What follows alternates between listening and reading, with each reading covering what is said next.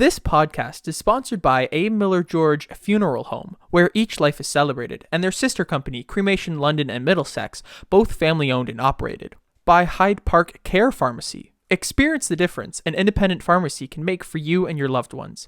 Hyde Park Care Pharmacy offers personalized care, short wait time, very competitive pricing, easy transfer of your prescription, and much more.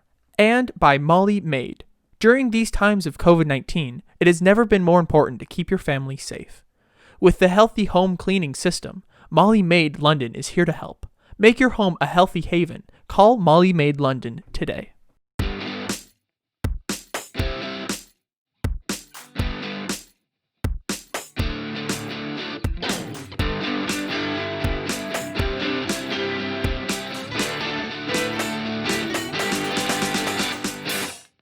Well, good morning, good afternoon, good evening, whenever and wherever you may be tuned in and listening. We welcome you to another edition of the Vicars Crossing podcast. The Vicars Crossing is a virtual space where faith intersects with the public square. And this is season 4, gentlemen, season number 4. How did we get here? Can you believe it? I don't know. My name's Rob Henderson, and I am the priest at Holy Trinity St. Stephen's Memorial Anglican Church in London, Ontario. Welcome, Rob. Good to have you. Thank you. Hey, my name is Kevin George. I'm the priest at St. Aidan's Anglican Church in up here in Northwest London. I'm glad to be with you all. And my name is Ian. I am a producer, singer-songwriter who runs this behind-the-scenes podcast stuff. He's a cool guy. Yeah. He's a cool guy. He's a good guy. Yeah. Our type of guy. Our type of guy. This is my kind of guy. All right. Well, guys, hey, it's season 4. We're kicking off another season. Can't believe it after a Christmas break and a little gasp for air here over the last few weeks. So it's good to be back. It's good to see you guys. And today we're welcoming in a very special guest who will be into our Vicars Crossing Zoom room in a minute. Sociologist, professor, author here today to the Vicars Crossing. And his name is Jeffrey Denis. So Jeffrey will be here shortly. Fantastic. Well, we want to, at the outset, do something we want to be doing going forward here in an acknowledgement of our need to make right relationships with our First Nations and Indigenous peoples. So let me begin by offering this land acknowledgement. The Vicars Crossing acknowledges that our podcast is recorded on the traditional lands of the Anishinaabe, Haudenosaunee, Lenapehoik, and Attawandaron peoples, on lands connected with the London Township and Sombre Treaties of 1796 and the Dish with One Spoon Covenant Wampum. This land continues to be a home to diverse Indigenous peoples whom we recognize as contemporary stewards of the land and vital contributors of our society. Very good. And as we enter into our 4th season, as always, we're appreciative of our sponsors who, without them, we could not be doing this with you and for you. So we want to acknowledge our sponsors here at the Vicars Crossing. First of all, to A. Millard George Funeral Home, where each life is celebrated, and their sister company, Cremation London Middlesex, both family owned and operated. And our many thanks to Dave Mullen and his entire staff at A. Millard George for being a part of our podcast. Yeah, what a good guy. I feel like we've been off so long. I'm like, who's that guy again? Dave. Oh, Dave Mullen. Yes. Yeah, you remember Dave. Hey, Miller George. Now I remember. Yes. Hello, Dave. It's good to hear you. See you there, buddy. We also want to offer our thanks to Hyde Park Care Pharmacy. Now, I haven't forgotten who she is because I continue to be a physical specimen that's falling apart. So I continue to go to the pharmacy regularly to get all the drugs necessary to make this thing tick. And so we offer our thanks to Carol Basada, and we encourage everybody here in the London area to check out Hyde Park Care Pharmacy, locally owned, locally operated, locally loved. Let's get your drugs over there. And last but certainly not least, we have we have Molly Maid. Make your home a healthy haven. Call Molly Maid London today. We want to say a special thank you to Trisha Lister for that one. Very special thank you. Did she been into your room there and cleaned it up or something like that? Nope, not at all. Not whatsoever. Okay, all right. But it's fine. It's all good, eh? Yeah. Little dust on the keyboard there, Ian. Little dust on the keyboard. Yeah, I had to wipe off my camera so you could actually see me through the grime. Yeah. Come on, man. Get that stuff straightened out. All right. Once again, thanks to all our sponsors. We're glad you're back with us again, and we'll look forward to having you here with season 4. So thought maybe we'd start out with just a quick COVID check-in, see how you guys are doing. Like we haven't been together, the three of us, since first part of December, I guess, Yep. or just mid-December. 5 weeks. And 5 weeks because now, of- guys. Yeah, right. Because of lockdown, usually we might have gone out and had lunch or Yep. gotten together at a function over the holidays or something like that. But Yeah. that's been nothing. So this is the first time we've seen each other in over a month. Yeah. So how are you guys doing, Ian? How is everything? How's your COVID world treating you? It's definitely interesting. You know, I don't really leave my room anymore. Like I went to I can only go to your school. room. I can only go to school. And even then I'm only there for like 50 minutes a week. And it's really kind of crazy, and you know, can't wait for it to be over. But you know, you got to each day at a time, I guess. Now you've been busy Yeah. making music though. Like, I mean, come on. Yeah. Well, yeah, Don't yeah, hold, yeah. I don't have, hold out on us here, okay? I that is fair. I do have an EP coming out on the 22nd of January, which is exciting. Yeah. Yeah. So, Yeah. He's been Yeah. teasing it all over Facebook and Twitter, and he's Yeah, like, the everywhere. man is Is like, it- he's counting Is down. it EP like a 45? Like one of them 45s? Yeah. Do you? Hey Rob, That's how I listen to my music. Hey Rob, back in your DJ days, did you get a lot of EPs come in the station? Not a lot of EPs. The 45s, 33s. Okay, no EPs. Yeah, no EPs. Okay. Well, that's good though. No, I saw your stuff on social media, so good Yeah. for you, Ian. You did some Thanks. good stuff. Yeah. I was really not excited so for it. creative. I did not put together an EP over No? the last month, so I don't have anything to offer on that front. But yeah, like Ian, a lot of time in the house, a lot of time staring out the window, going Yeah. out when we need to go out, and you know, it's been difficult. I'm not gonna lie, it's been tough for Yeah. all of us. Yeah. And yeah, and it was especially a bit of a gut punch, when we found out in the middle of December that we'd have to shut Shut down her the down. church again, or shut down the in-person meetings and what we were doing. That was tough on everybody. So, but we're looking forward to some better days ahead. It's already almost the end of January, so I can Yeah. see spring. Yeah. Believe it or Yeah, not, that's Yeah. right. It's coming. it's coming, and but it's good that we can be back together again with each other for sure. Yeah. for sure. Amen. I about you, same Kevin? same way, Rob. Like I think somehow or another, I feel like I have better energy for the first iteration of this. This feels like a real kick in the gonads. I you know, the whole Christmas thing, and then we weren't in person, and then I'm finding this. I am given to despair at moments in this iteration of it. I will confess. Last week, for instance, Sure. I hit a wall on Thursday evening, and I just had to shut everything down for a day or two. Couldn't do anything. Yeah. I just I can't do this. I can't, So it's been a challenge. But that being said, it's got its moments, and we've discovered a lot of shows on Netflix we like to watch. Catherine and I are That's spending right. Yeah. more time together than we ever have, I think, and Yeah. nobody's been murdered, so this is all a bonus. Well, that's a good thing. and the day's not over yet, my friend. I know, but So, this. I was thinking about this because this begins the week of prayer for Christian unity began yesterday. Yes. And Yes. and we should highlight that on here just to know. And Mhm. for me and Catherine Ann, we met at this week of prayer for Christian unity sort of thing at an Yes. ecumenical night between St. Peter's and Seminary and Huron College. I can say I went to a Roman Catholic seminary and found a wife. Now, not many people can say that. Not many people can say that. It's a rare guy. But Yeah. so I was thinking, she's as most of you listeners know, Catherine Ann works as a chaplain for the Roman Catholic Church in the Navy and as a director of campus ministry at Brescia, up at Brescia being the last Catholic or last women's university in the country. So we always like to highlight the week of prayer for Christian unity, and I got to say that even in COVID, we've remained unified. So. I wasn't sure at first because sometimes we can bang heads. I can be a little bit like Frank Costanza at times, but.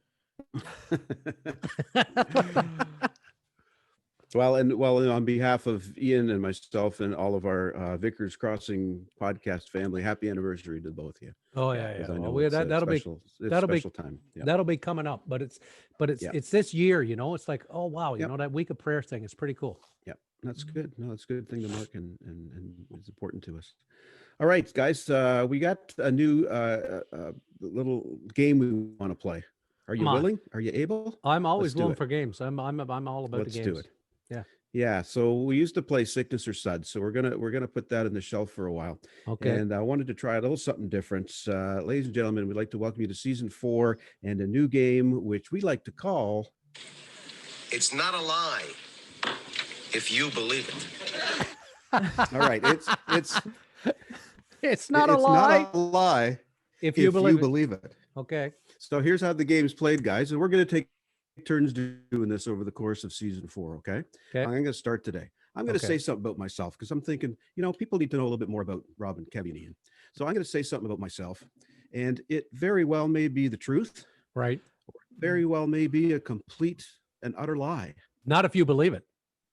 But either way, it's not a lie That's right. if you believe it. That's right. So that's what we're going to do today. So I'm going to give you a little piece of information about myself, and you guys have to decide if this is true or not. Okay. All right. Let's And hear here it. it is. Let's hear it.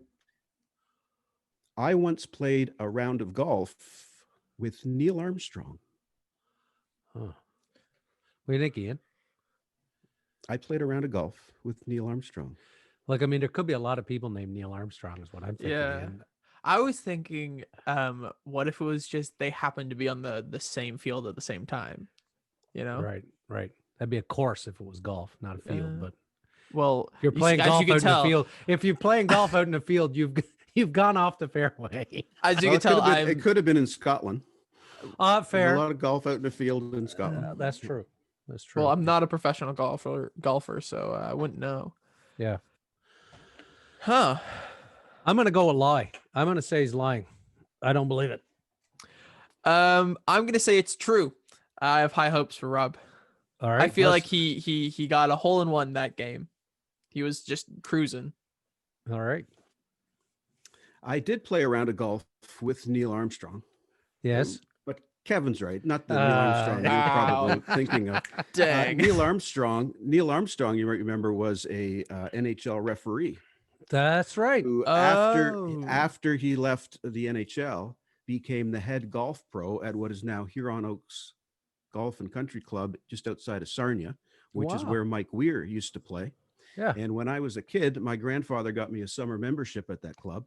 And as part of that, he gathered some of the junior kids around as 10 or 11 years old and took us out for a round of golf. Fantastic. So I did play golf with Neil Armstrong, Okay. and that was not a lie. The eagle has landed.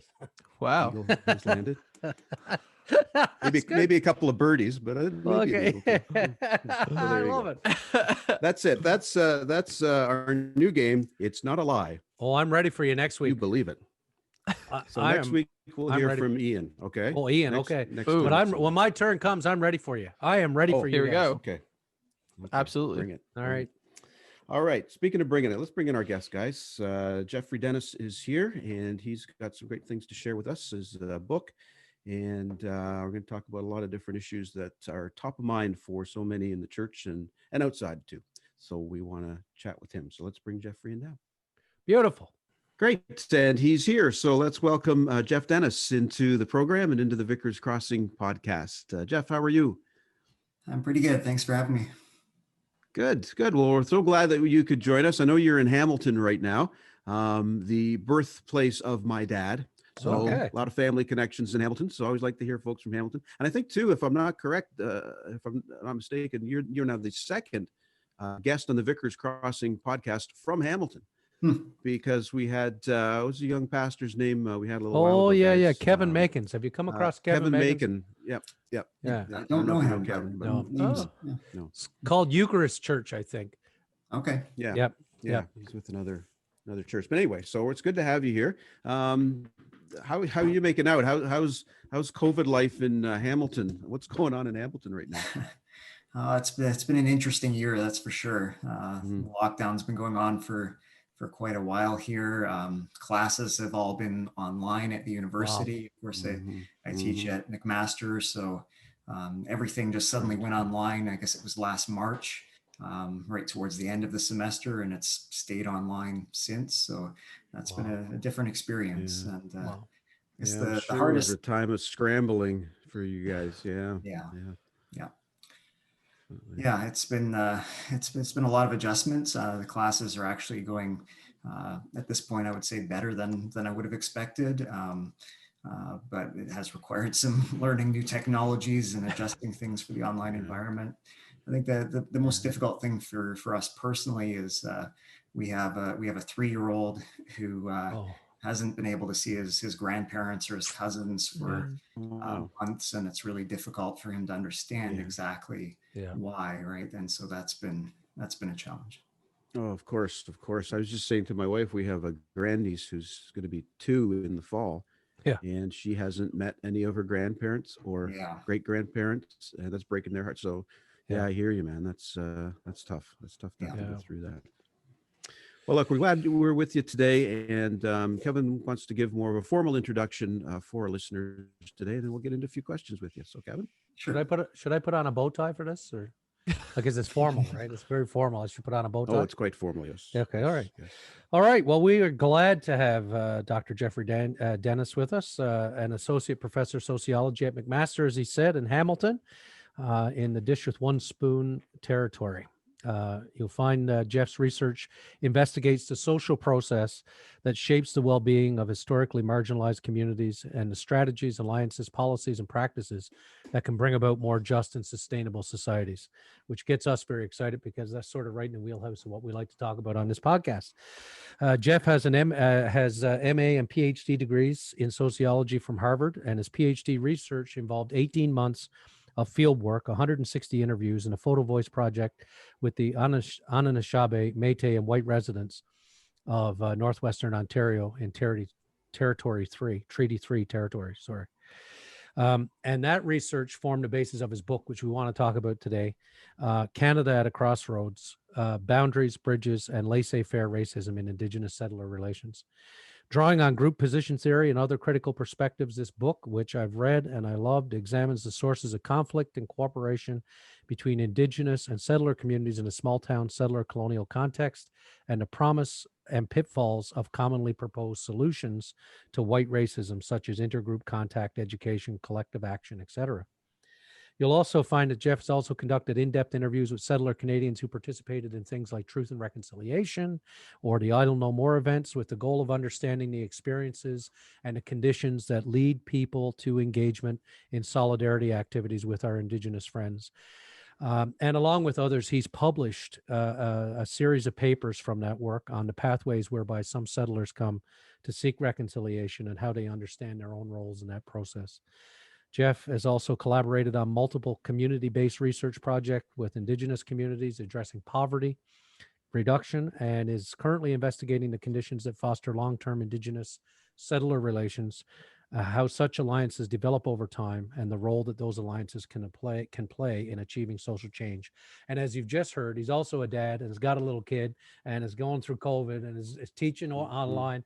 So as far as we're concerned, the man is a rock star. And so... Well, welcome, Jeff. So much. Is that formal enough for you? Okay, good. So we got the formal stuff out of the way. All right, let's dive in a little bit. Your book is and your thesis obviously was called Canada at a Crossroads: Boundaries, Bridges, and Laissez-faire Racism in Indigenous Settler Relations. So your book really advances or tries to expose the social psychological barriers to transforming relationships between white settler ideologies and practices, and what gets in the way of working towards decolonialization, which is really largely what we're all trying to unpack nowadays. Impressive that to do your research, you moved to Fort Frances up in Rainy River in that district. I think, if I'm not mistaken, there are 10 First Nation communities up there. Right.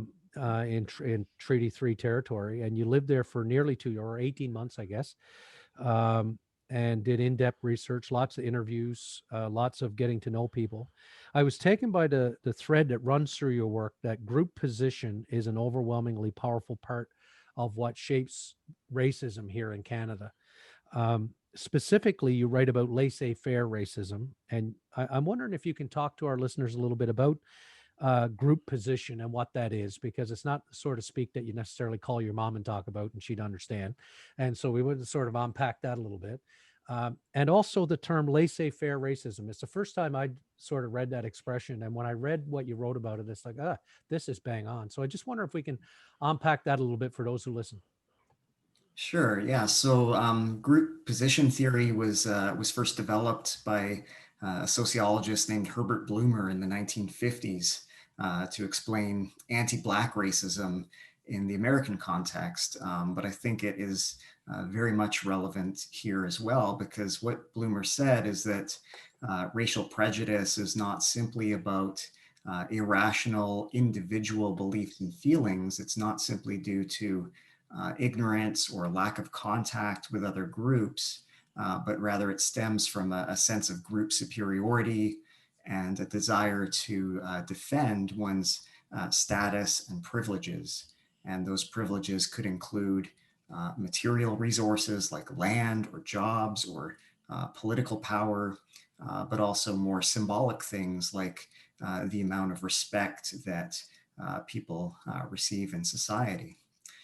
So the theory assumes that people, first of all, identify with a group, whether it's white people or Canadians, whatever the reference group is, and they have the sense of where their group should stand in the social order vis-a-vis other groups, in this case, Indigenous people.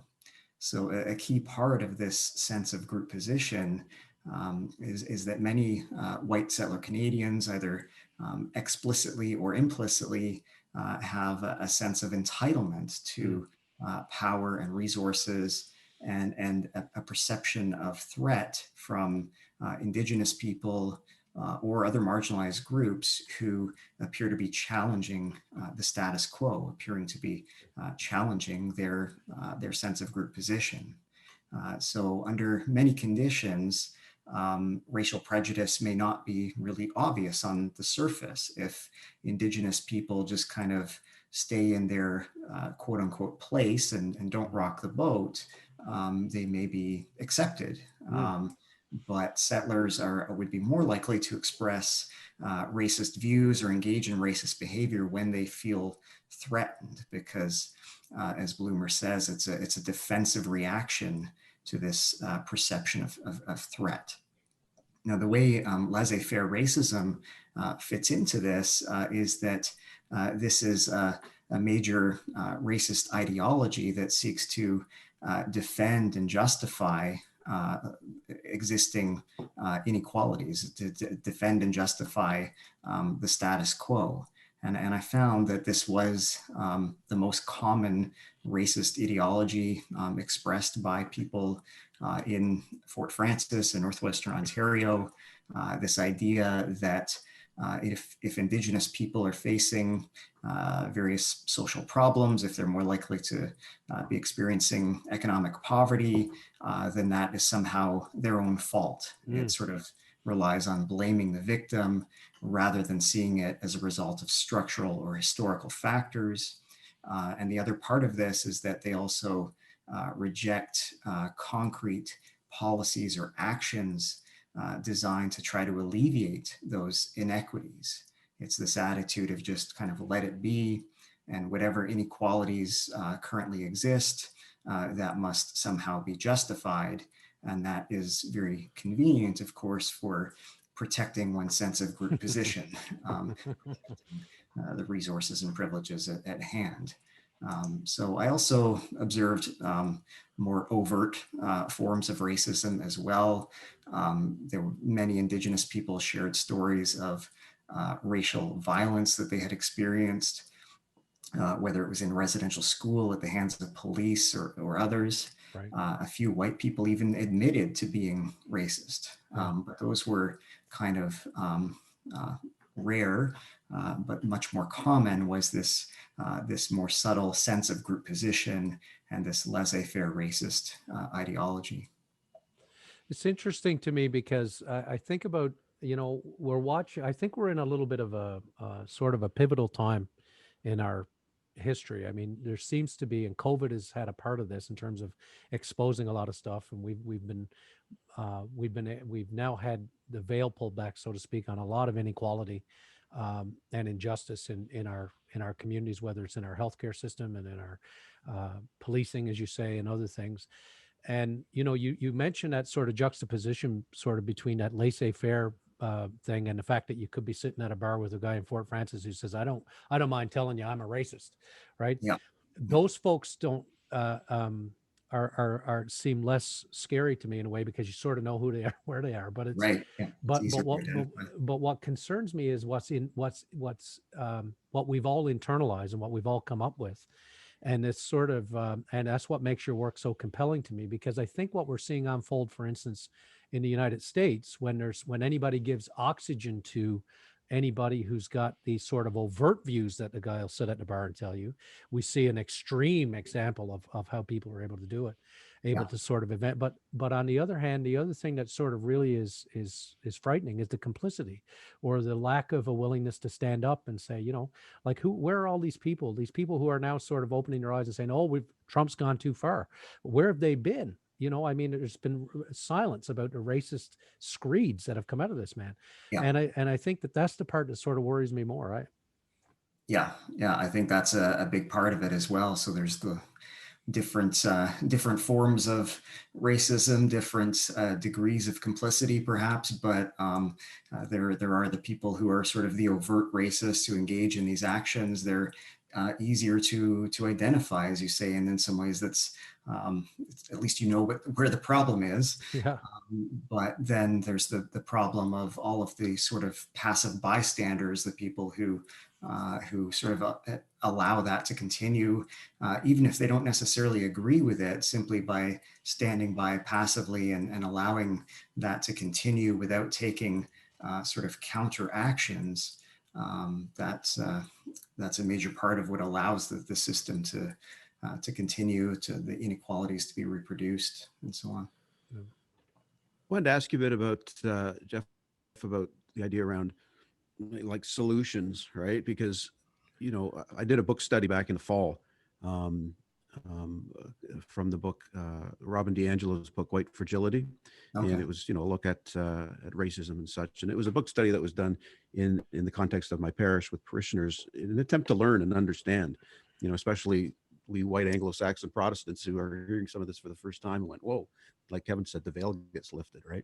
Yeah. But what comes out of that, those conversations is often, well, what do we do? What are the solutions to this, and how do you fix it? And there's been some proposed common solutions, certainly, that, we talk about intergroup contact and getting to know people that are not in your group or in your tribe, if you will. Education, apologies, collective action that we can do as communities and as the whole. And you examine some of these, I know, in your book, but you come to a conclusion that in and of itself, these things aren't enough. I wonder if you could share some examples about how these kind of commonly held magic bullets might be wanting a little bit. Yeah, so I mean, this was one of the most interesting things to me when I first started doing this research, and it still seems to really resonate. So like one of the common solutions that you often hear is that people just need to know one another better. We need to be more familiar with one another, interact, and everything will be okay. And there's actually social psychological theories like developed by academics that would support that idea as well, that the more people get to know one another over time, their stereotypes will fade away and everyone will become more accepting and get along. But the fact is, what I found so interesting and so puzzling at first is that in Fort Francis and perhaps a lot of other places, there were many white people, many settlers who had Indigenous friends and even family members, and yet still expressed racist views. So like, how could that be? There's a long history going back to the fur trade of interaction, intermarriage. There are many mixed families in the region, and yet the same sort of anti-Indigenous racism that you hear in many other places as well. And so how could that be? So part of what I did in the book is to try to identify some of the social psychological processes that help explain that. So one of them is what I call subtyping, where Indigenous people who kind of don't fit the stereotypes are viewed as exceptions who prove the rule. So I heard from a white interviewee who said, my best friend is Native, but he's not your typical Native. Or someone else said, we have good Indians in this town. Yeah. What does that mean, right? It suggests that the typical Indigenous person is somehow not worthy of friendship, or that Indigenous people elsewhere in other towns are somehow not so good. Right. So what are they saying?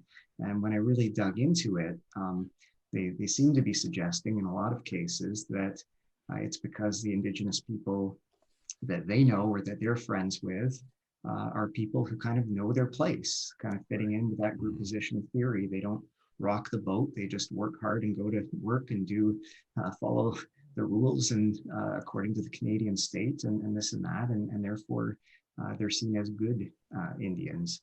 And they would often compare that with other places like Kenora, which is another town in northwestern Ontario, a couple hours north of Fort Francis, where they would say, look at all the conflict they have in Kenora.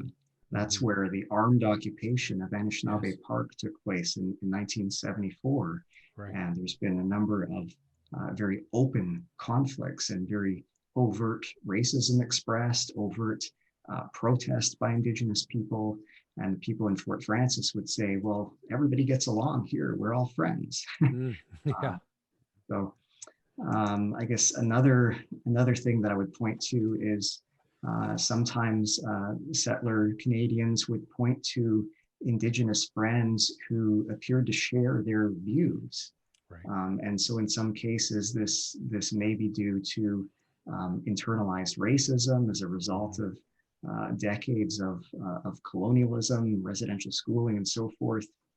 Some people may have internalized negative views about their own group, or perhaps they're saying things that get misinterpreted by the white settler friend as if to endorse stereotypes or confirm their views. And so either way, they would come to the conclusion that if my Native friend thinks this, then it must be true. And so that's a really kind of insidious mechanism. And then the other piece of it that I found really stood out is that to a large degree, people, Indigenous and non-Indigenous people, get along by sort of the unspoken rule of not talking about racism, colonialism, freeze, any of the underlying conflicts. It's kind of the elephant in the room. So as long as we focus on playing hockey together or fishing together or doing whatever work it is together, then everything's fine. But there's always kind of this unspoken tension just beneath the surface. And I was there living in the area long enough to see that every once in a while, under certain conditions, something would happen where they would be forced to talk about these really uncomfortable issues, and that would all that tension would sort of boil over and come to the surface, and everyone would be up in arms. And there was a real desire, especially by white people in the town, to try to put order back in clamp place. It down, back under control. Yeah, clamp it down. Yeah. Or to say, see, this is why we don't talk about it. Exactly. Then you end up it's like Thanksgiving dinner. We don't have any political arguments because we're talking about the Blue Jays. Like it's not something that we're going to bring up. Right. I just thinking about what you're saying there. I mean, like what as you said, there are times. What does that look like? Like when something bubbles up. Like what sort of things? To give some examples of how this sort of stuff you can where they have to turn from their willful ignorance, so to speak, and here's this thing right in front of you. What? Yeah. So one of the first examples of that was kind of it was really about a week after I was formally ready to start my interviews. I had gotten approval from my research ethics board at the university, and I was all set to go. And then it was revealed that this video was posted on Facebook and then on YouTube with some white girls at the local high school who were dancing to powwow music, drinking from liquor bottles, and essentially making fun of Indigenous people. And so this caused a huge uproar. The First Nations pulled their students out of school, held emergency community meetings. There were fist fights at the school, relationships that broke apart over this. And for a while, it was this huge crisis. And so part of what happened to sort of put things back in place is that some of the Anishinaabe elders actually intervened and held healing circles for the girls who had filmed that video. Wow. Explained to them why what they did was insulting. Sort of made that into a learning opportunity, gave them a chance to apologize, and then formally forgave them. And once that happened, though, then the response, particularly from white folks in the community, was to say, well, this is done. It was a mistake, maybe, but this few young girls, they don't represent the community. And so it was like either the response was either it wasn't racism, it was just some girls being silly, or it was an isolated incident, and these are just a few bad apples that don't represent the wider town. And now everybody has apologized and been forgiven. It's over and done, and let's just move on. And so the end of the conversation. Whereas in fact, some of the dialogue, even though it was really difficult and conflictual at times, it was actually bringing to light some of the deeper issues that this had stirred up. But that dialogue was sort of shut back down. And we see this again and again. Every few months, there seemed to be something like that brought it to the surface. And then it's just sort of too much to deal with. And let's just go back to status quo. What a lost opportunity in a way, like these things when they come along, because what a beautiful moment. Talk about truth and reconciliation, right? Like that's real active and healing. But one of the threads I also saw through your book is this sort of notion that, I mean, and we're learning more and more from our First Nations and Indigenous elders, that everything is about a covenant and an ongoing relationship, not some one and done sort of moment, right? So exactly, yeah, that's powerful stuff right there. I just want to shuffle ahead a little bit. In the conclusion of your book, you and I apologize if I get this wrong, but you quote Mashka Wegabo. Mashka Webu, Al Hunter, yes. Great poet, beautiful stuff. You quote him from Rainy River First Nations. He writes, "It was foreseen that there will be different eras of life. The prophecy of the seven fires, and the generation that we're in now, the seventh fire, we're at a turning point. Which way is our white brothers and sisters going to choose? Are you going to choose the spiritual path that will preserve the earth and future generations? Or are you going to keep going down this road of damaging and taking over everything, that road which is finite?" And so, like I said just now, I mean, there's a deeply spiritual aspect to that sort of approach. We have so much work to do as a church. I mean, obviously, Rob and I are priests. We hang out in the Anglican Church. We sometimes even admit it to people. But there's we've got a lot of responsibility there. But as settler colonial descendants, as a country collectively, we've got so much work to do moving forward. We're living with the legacy of residential schooling, the 60s scoop, the ongoing action of inaction, on the missing, murdered Indigenous women and girls, police violence towards Black, Indigenous, and persons of color. My gosh, the episodes since COVID alone that have come out in terms of deaths for wellness checks is outrageous. I mean, it's just crazy. Now we're hearing the leader of the official opposition saying that people who are incarcerated aren't vulnerable Canadians, and there's a disproportionate number of people of Indigenous peoples represented in that population, or the Premier of Manitoba talking about First Nations getting vaccines ahead of us, whoever we are. Like they are getting them ahead of us. It's just. Yeah, it's wild stuff. Or the recent stuff in Nova Scotia with the treaty rights and lobster fishing. All of this is a sign that we, that all of this sort of, like you said, when it comes to the surface, we know it's there. It's beyond the veneer. Now, all of a sudden, we begin to see the difficulties that are there, that are entrenched in, we're so entrenched in our group positions, as you name it in your book, that it's hard to see past that.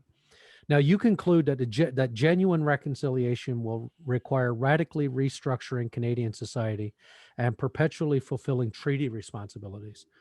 Now, what does that look like, Jeff? Like, where do we go from here? I mean, I want you to be hopeful, but I want to be hopeful. But I see all this around me, and when I hear politicians, for instance, our leaders say these outrageous things, what Aaron O'Toole said about residential schooling just back in the fall, um, shocking. So, where do we go from here? What does it look like for us to begin to fulfill those treaty responsibilities and to take seriously these relationships going forward? Yeah, well, I think it's a big question, and I want to be clear that I don't have all the answers. Yeah. None of But us do. Let's chat about them. for sure.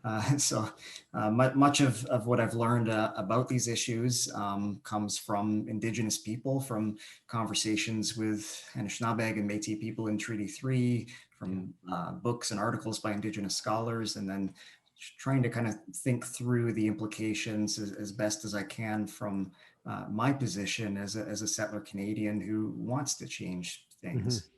So that's kind of where I'm coming from. But I think, as I say in the book, there's no simple fix, no magic solution.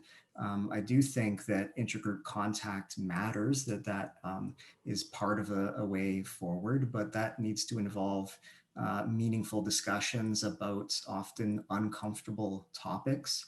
And as you said before, having kind of ongoing relationships of accountability. It's not sort of this one-time thing and then we're done with it. It's an ongoing relationship that needs to be nurtured. Education is one of the other sort of commonly proposed solutions that I talk about in the book. But often where that fails is that it's not simply about learning some basic facts. I mean, facts are important, information is important, but it's not enough to just learn some information about history or to become more familiar with Indigenous cultures. What needs to happen is that settler Canadians need to reflect on the history, connect the history to ongoing processes of colonialism today, reflect on our own positions and assumptions. And so I view education as not simply about gaining more accurate information, but it's sort of this more holistic process that's emotional, that's spiritual, that is ongoing as well.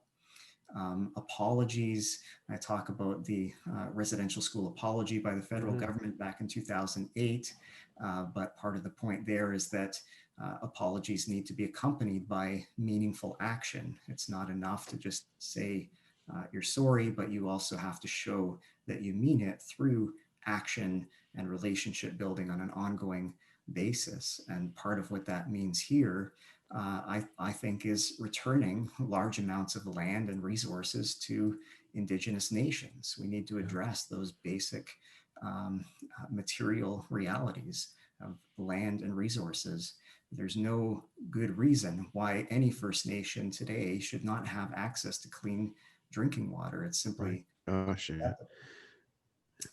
collective action is the other piece that I talk about, which is also needed. And we've seen so many Indigenous people, communities taking collective action of various kinds to defend their lands, to rebuild their own political and economic systems, to revitalize their languages and cultures.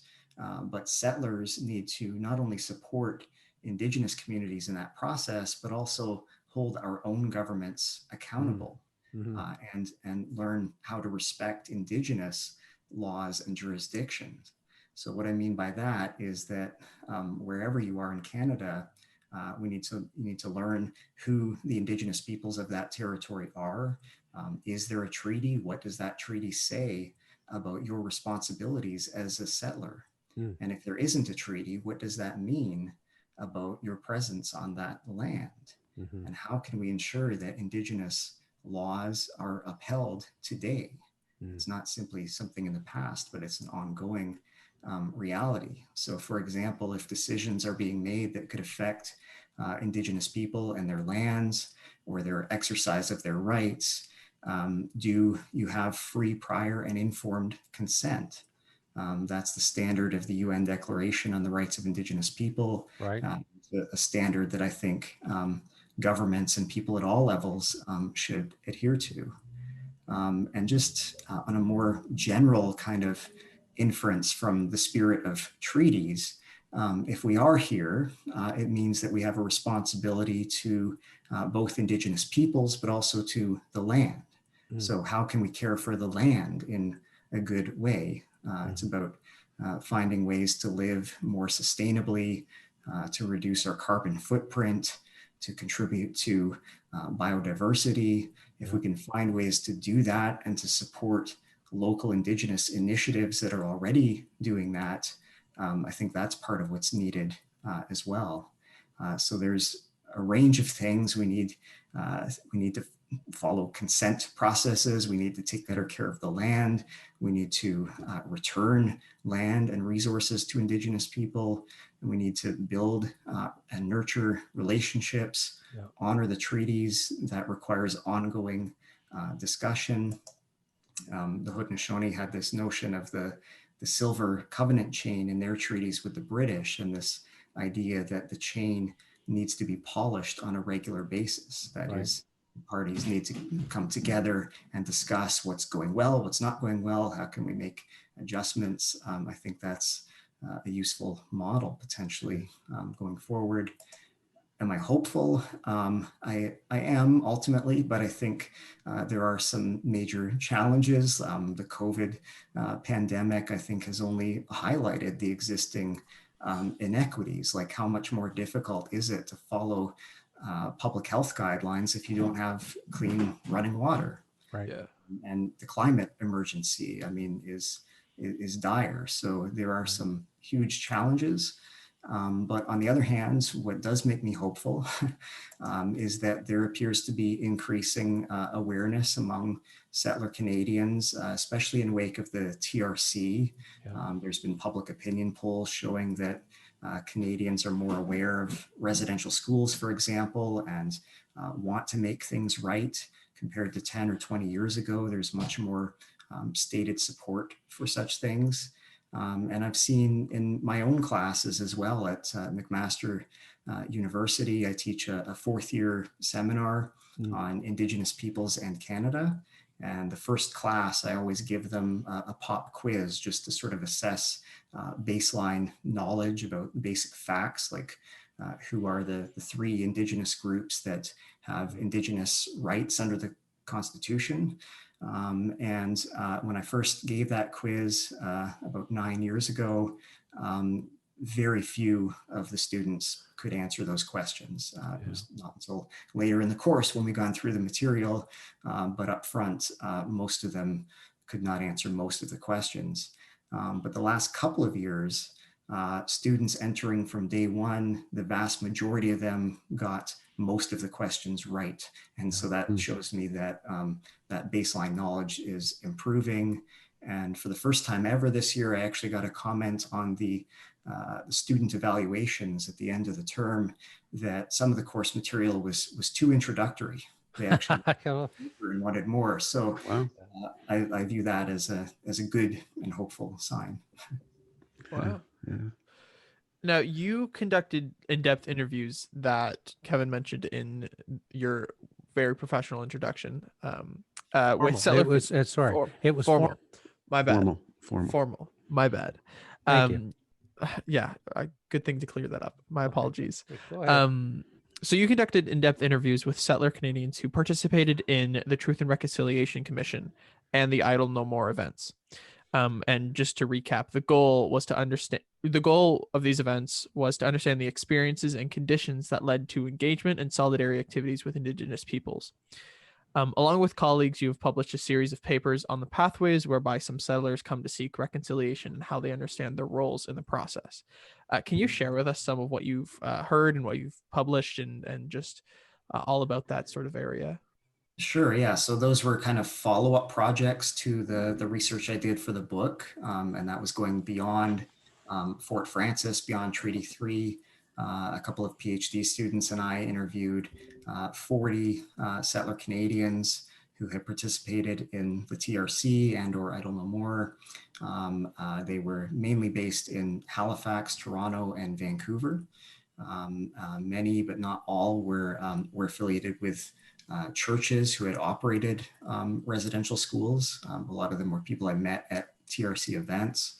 And the question was, how did they come to be engaged in reconciliation activism, and what does reconciliation mean to them? And so the stories of becoming engaged in this work are really fascinating.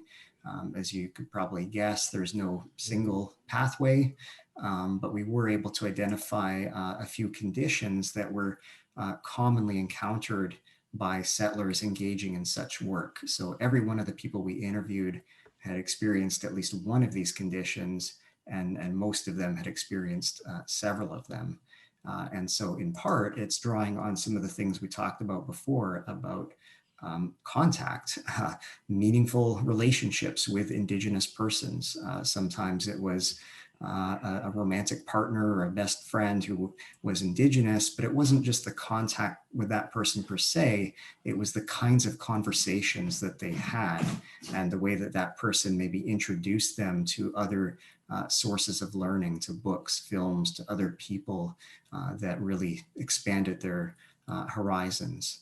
And so a big part of it also is about these unsettling lessons on residential schools and colonialism in Canada, realizing that that was a reality, not just abroad, but here in Canada as well.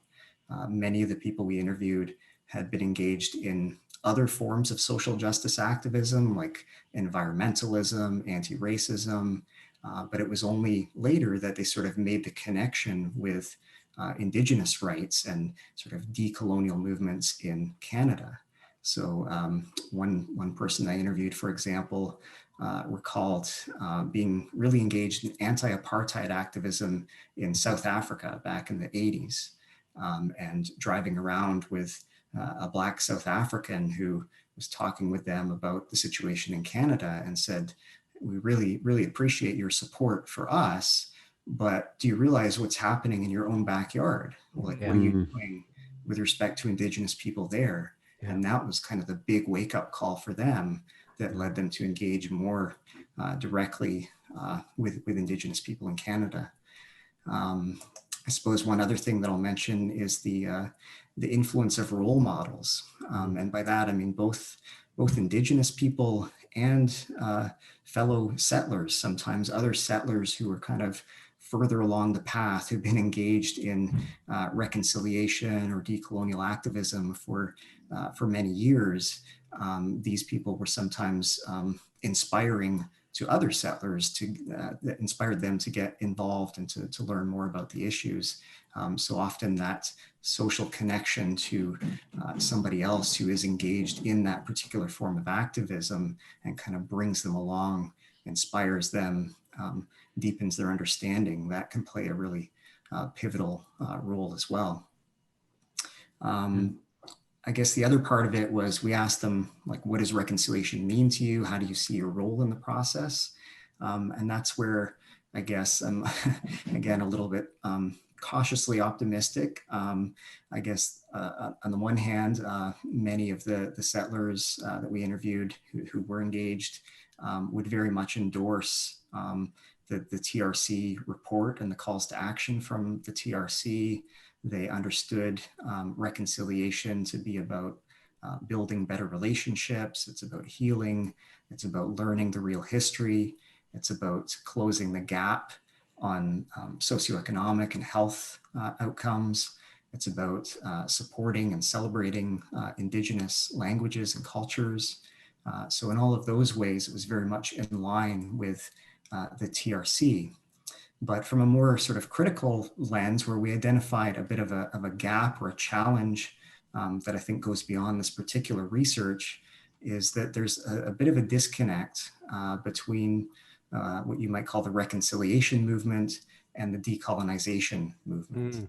So for many Indigenous scholars and activists, in order for something like reconciliation to happen, there really needs to be a recognition of Indigenous sovereignty and self-determination, a Yes. return of Indigenous land, Yeah. and even a dismantling of the settler state and the capitalist system, right? Right. These big Mm. projects. And very few of the settlers that we interviewed, even people who were engaged in reconciliation activism for a long time, very few of them spoke directly to this or endorsed these more radical views. Right. Their view was that reconciliation would create a better Canada for everyone. Yes. So this is a bit of a challenge, and it really reflects, I think, the diversity of perspectives and interests within the settler community, but also to some degree within the Indigenous communities.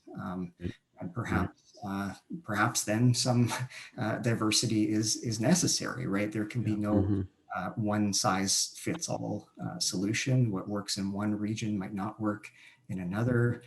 Different Indigenous communities have their own histories, their own cultures, their own aspirations for the future.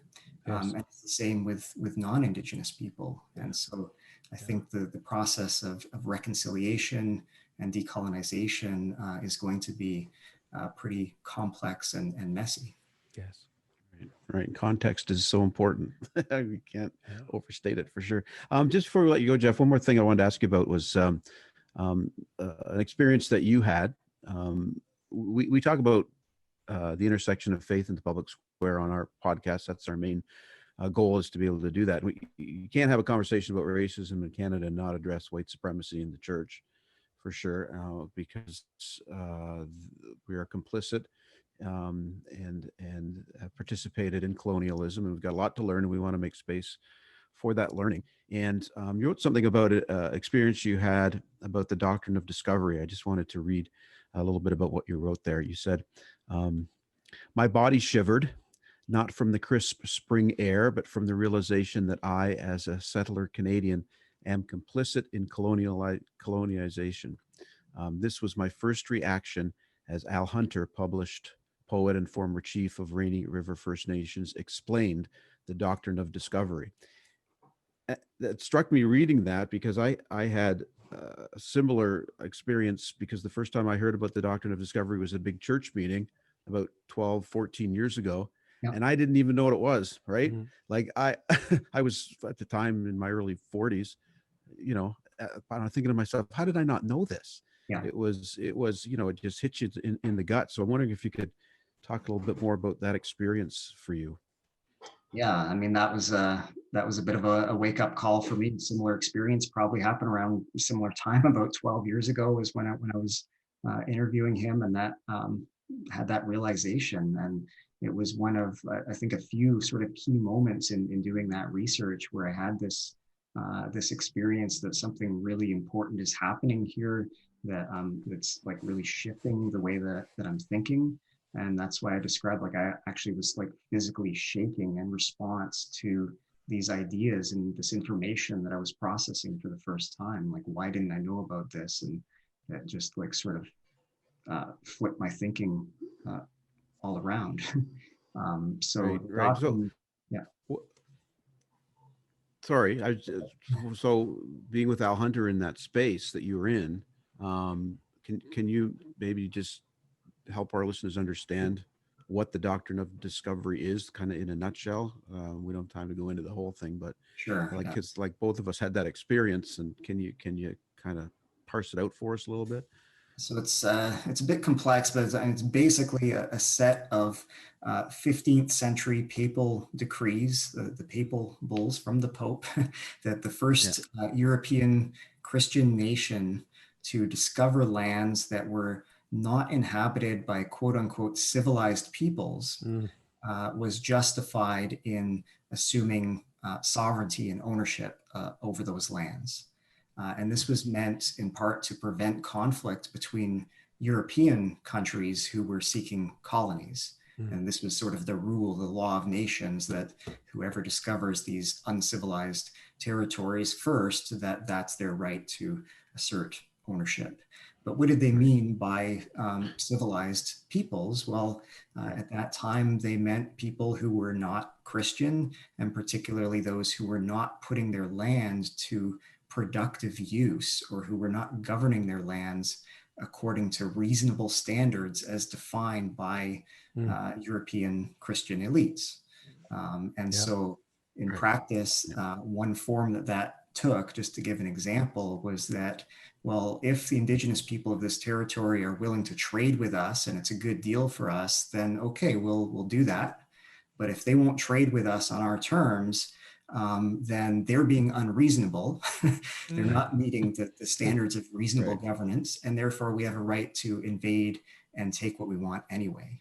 So talk about the sense of group superiority and entitlement, that sense of group position that we started out with.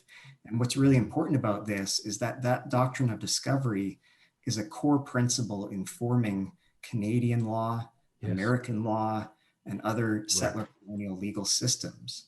And it's never really been rejected by the Canadian government, because that could throw the whole legitimacy of the Canadian state into question. Right? Without that, how do we justify Canadian sovereignty? If the doctrine of discovery is the justification, that's very uncomfortable for a lot. It's like, that was the pebble, right? And then boom, off it went. And we're living in that today. And I often say, when we talk about people to the people in church about this, we're having these conversations, and many of them, this is the first time they have heard it. Right. And it just wasn't something that Kevin and I have talked about this. You know, we grew up as kids in school in the 70s, and like, this was never around. This was not in the classroom. I'm embarrassed by what we weren't taught, actually. I mean, like when I moved to Southwestern Ontario from Newfoundland, and I mean, what I didn't learn about Indigenous peoples of my own province is shocking. What I didn't learn about Indigenous peoples across the country is shocking. These sorts of things to me are, so I mean, I think you know, as you touch on in the book, education is not everything, but it's certainly an element of this in terms of, man. And I just think, like, reasonable people, just like Robbie is saying here, like when you hear what the doctrine of discovery is, and you say, okay, well, this is what the church has sanctioned, that we will go do this, and that this will be, a reasonable individual listens to that and goes, well, that's not right. That's like, you know, right away. It's just boom. It's the wake up. Wake up. It's really well, reconcile that with the sort of values that most Canadians today would express, right? Exactly. And so I think the TRC actually called on churches and others to officially reject the doctrine of discovery. That's in the calls to action. That's right. And I think the good news is that there is we've been doing an alternative basis for Canadian society, and that would be looking to the treaties instead of the doctrine of discovery. Amen. That the country is founded on nation-to-nation treaties. That's what makes Canada legitimate, but that means we need to actually honor those treaties. Right. Covenantal and long-term, like real relationship. I like that metaphor of, you know, polishing the chain, you know, else it becomes rusty. But it's this notion of constantly revisiting and making sure we're doing the work that's necessary. So I love it. Right. Love it. That's great. Hey, Jeff, you've been really generous with your time, and we appreciate you spending it with us again, folks. The book is Canada at a Crossroads: Boundaries, Bridges, and Laissez-faire Racism in Indigenous Settler Relations. Jeff, thank you for your time. Thank you for your work. This is transformative stuff for people to learn. And again, it's not everything, but it's a start, and people have to have these conversations and have these wake-up calls. It's so important so we can move forward. So thanks for all that you've done. Thanks so much for having me. Thanks for coming.